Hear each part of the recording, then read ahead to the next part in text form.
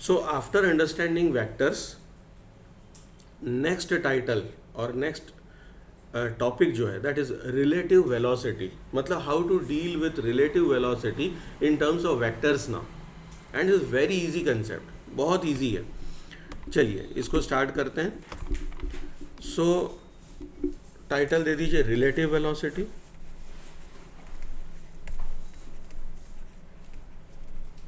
और इसमें हम पहली केस लेंगे रेन एंड मैन।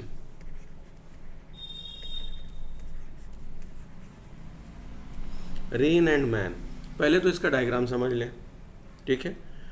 मान लीजिए बारिश जो हो रही है वो हो रही है इस दिशा में, ओके, इस दिशा में बारिश हो रही है।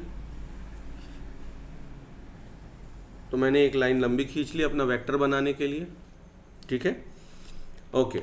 और जो व्यक्ति है वो चल रहा है किस दिशा में, सो लेट अस टेक उसकी दिशा ये इस दिशा में चल रहा है, ठीक है।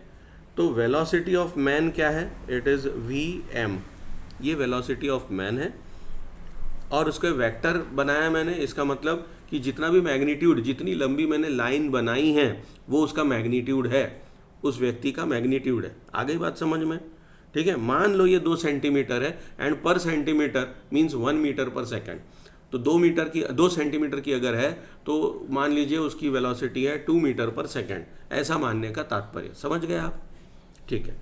नाउ रेन की जो वेलोसिटी है उसको ले लेते हैं v रेन, ये है v रेन r, ठीक है, छोटा, और इसकी डायरेक्शन ऑफ कोर्स इधर जाएगी, बारिश नीचे की तरफ आ रही है।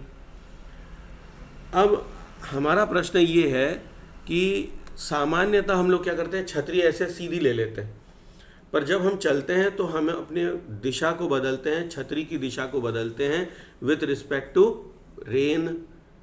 ये बात समझ में आई? तो किस दिशा में हम छतरी को रखेंगे, सवाल क्या है, छतरी को किस दिशा में रखा जाएगा।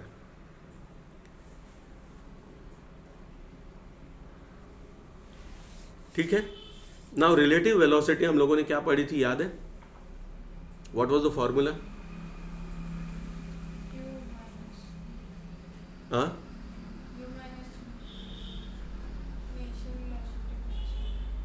माइनस तो आएगा, डिफरेंस आएगा, v2 माइनस v1, ठीक है। दोनों वेलोसिटीज को माइनस करते हैं, कब करते हैं, जब हम लोग ऐसे जा रहे थे, है ना, रिलेटिव वेलोसिटी। तो v1 कौन होता था, हम एज एन ऑब्जर्वर, और v2 कौन होता था, जो सामने वाला है।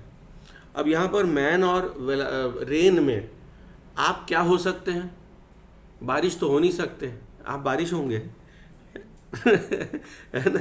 तो हम अपने आप को कहाँ मानेंगे, मैन में, ठीक है। ये बात समझ में आ गई। Now formula for relative velocity क्या होता है, relative velocity is equal to v2 minus v1। अब जब माइनस लिखा है तो व्हाट आई विल डू, जितना मैग्नीट्यूड मैंने वेलोसिटी ऑफ मैन लिया है वही मैं लूँगा, लेकिन पीछे की तरफ जाऊँगा और उतना ही मैग्नीट्यूड लेके I will create minus vm, right? And now according to law of parallelogram I will try to complete this diagram।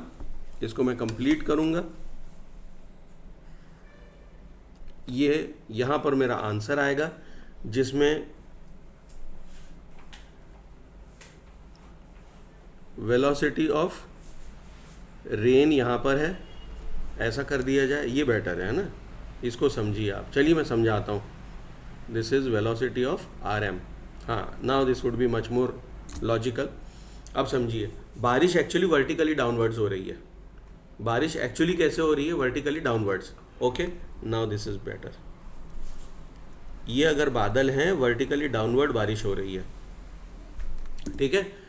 लेकिन आप चल रहे हैं, ये बात कभी महसूस की है कि जब आप चलते हैं तो डायरेक्शन बदल जाती है बारिश की, या कभी आप कार में होते हैं या गाड़ी में, बाइक वगैरह में होते हैं तो बारिश की दिशा बदल जाती है। जब आप बाइक पर होते हैं या स्कूटर पे होते हैं तो जनरली आप देखेंगे आपका केवल पहला सामने वाला पार्ट गीला होता है, पीछे वाला नहीं होता, चाहे जिस भी दिशा में बारिश हो रही हो। ऐसा क्यों होता है? क्योंकि आपकी वेलोसिटी बारिश की वेलोसिटी से अधिक होती है और जो रिजल्टेंट आता है that is dependent on your velocity. तो बारिश हमेशा आपको सामने से लगती है। ये कभी महसूस किया है आप लोगों ने, ऑब्जर्व किया है? तो अभी ये मान लेना है कि बारिश की दिशा क्या है, इट इज़ वर्टिकली डाउनवर्ड्स। तो वी आर मैंने थोड़ा सा चेंज कर दिया है, जिसको मैंने वी आर लिखा था उसको वी आर एम लिख दिया मैंने, मतलब velocity of rain with respect to man, मतलब रिजल्टेंट। ठीक है, तो जब हमने ये दोनों को ड्रॉ किया कि वेलोसिटी ऑफ एम इतना है और वेलोसिटी ऑफ आर इतना है, डिपेंडिंग अपॉन देयर मैग्नीट्यूड हमने उसकी लेंथ ले ली। ठीक है, तो राइट एंगल्ड ट्राइंगल यहाँ पर हमने कंप्लीट किया और इसका जो डायगोनल आया that will give us velocity of, मतलब relative velocity of rain with respect to man. तो आदमी जो व्यक्ति चल रहा है उसको क्या हो रहा है, उसको एंगल थीटा से बारिश लग रही है क्योंकि वो चल रहा है। अगर वो खड़ा रहेगा तो वो ऐसी सीधी छतरी रखेगा, लेकिन चूंकि वो चल रहा है तो वो क्या करेगा, उस छतरी को थोड़ा सा टिल्ट करेगा सामने की तरफ। ओके, और कितने एंगल से करेगा, तो by this angle with respect to vertical, with respect to vertical वो इतने एंगल थीटा से इसको टिल्ट करेगा। ये बात समझ में आ गई? ठीक है ना, हाउ टू फाइंड दिस, कि इसका आंसर क्या है, थीटा कितना आया, एंगल कितना आया। Very easy to solve this, directly you use tan theta and what is tan theta, is perpendicular to base. अब इस थीटा यहाँ पर है तो इसका परपेंडिकुलर कहाँ होगा, थीटा अगर यहाँ है तो परपेंडिकुलर कहाँ होगा, इसके सामने, मतलब V M, right, velocity of man upon velocity of R rain. ठीक, and this will give you angle theta. कैसे निकालते हैं एक और सीख लीजिए, बायो के स्टूडेंट्स ज़्यादा ध्यान से।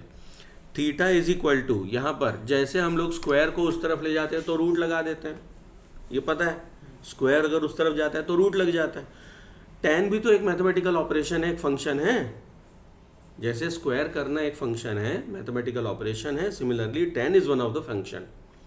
तो जब tan उधर जाएगा तो यहाँ पर आ जाएगा tan inverse of V M to V R. बस इतना आपको करना है। अब इसके बाद अगर कोई नॉर्मल टाइप का एंगल आया तब तो ठीक है, और कोई फालतू टाइप का एंगल आया तो उसको निकालने की भी जरूरत नहीं हो। Just write theta is equal to tan inverse of, ये दोनों वैल्यू लिख के आप छोड़ दीजिए and that is right answer. तो एंगल आपको मिल गया, ये बात समझ में आ गई? ठीक है, कौन से अच्छे वाले हैं भाई, अगर tan थीटा है तो हम जानते हैं इसमें अच्छा कौन सा होता है, या तो 0 या 1/0 या √3 या 1/√3 या 1। इससे अच्छा तो हमारे पास और कुछ भी नहीं है। 10th क्लास में इतने ही पढ़े थे ना angle, 0 degree, 30 degree, 45 degree, 60 and 90, right. तो starting from 0 1/√3 1 √3 0 infinity, not defined. ठीक है, तो इससे हमें आगे पीछे कहीं नहीं जाना। Is that okay? तो इस तरह से एंगल थीटा आ जाएगा और relative velocity v2 minus v1 वाले कंसेप्ट से अगर आपको मैग्नीट्यूड दिए तो वो निकल आएंगे। ठीक है, क्लियर है? बन जाएगा? क्लियर? पक्का? नहीं बनेगा। मैंने बोला v2 माइनस v1 करोगे तो रिलेटिव वेलोसिटी आ जाएगी और आप लोग हाँ हाँ बोले जा रहे हो। 90 डिग्री है ना, पाइथागोरस थ्योरम लगेगी। एडिशन ऑफ वेक्टर, पहला topic addition of vector. Addition of vector कैसे होता है? डायरेक्ट होगा क्या? No, if they are not in same direction.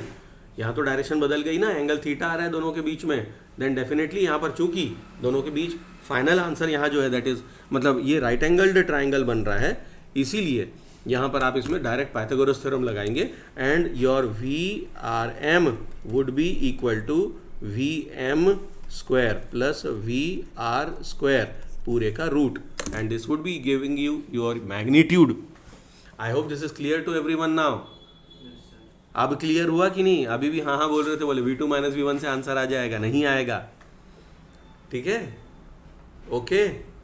So v2 minus v1 will not give you answer, resultant concept लगाने पड़ेंगे। Now we have an number of questions based on vectors. मैं चाहूँगा आप लोग इसको सॉल्व करें. ये बहुत इंपॉर्टेंट और बहुत बड़ा टॉपिक है. ये कंसेप्ट अगर दिमाग में क्लियर नहीं हुआ तो आप समझ लीजिए फिजिक्स उड़ जाएगा, ज़ीरो हो जाएगा. ठीक है, फिजिक्स के बेसिक्स अब ख़त्म हुए हैं. जिसको हम बेसिक मैथ्स कह रहे थे ना, शुरू से पहले दिन से जो पढ़ रहे हैं, वो आज ख़त्म हुआ है.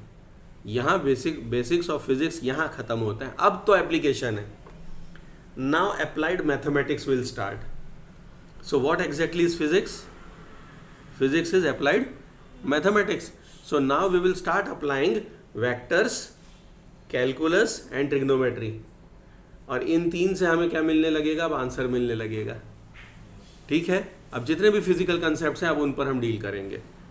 समझ में आ गई बात? तो यहाँ पर आज वेक्टर से रिलेटेड जो एप्लीकेशन पार्ट है आज हमने वो भी सीखा. एप्लीकेशन में हम लोगों ने देखा रेन एंड मैन केस, इसको कवर किया. बीच में मैंने आपको एक एरिया कंसेप्ट बताया था जिसमें पैरेललोग्राम के मैंने आपको बताया था if two adjacent sides of parallelogram are given by some vectors then how to find its area, मतलब है ना. तो एक क्रॉस भी कर रहे थे हम लोग, राइट. तो इस तरह से इसके एप्लीकेशंस हैं. Now you need to deal with these. इनको आप डील करें, जो इंपॉर्टेंट आएंगे मैं बीच बीच में आपको बताता जाऊँगा. चलिए, तो ये टॉपिक यहाँ पर क्लोज करते हैं.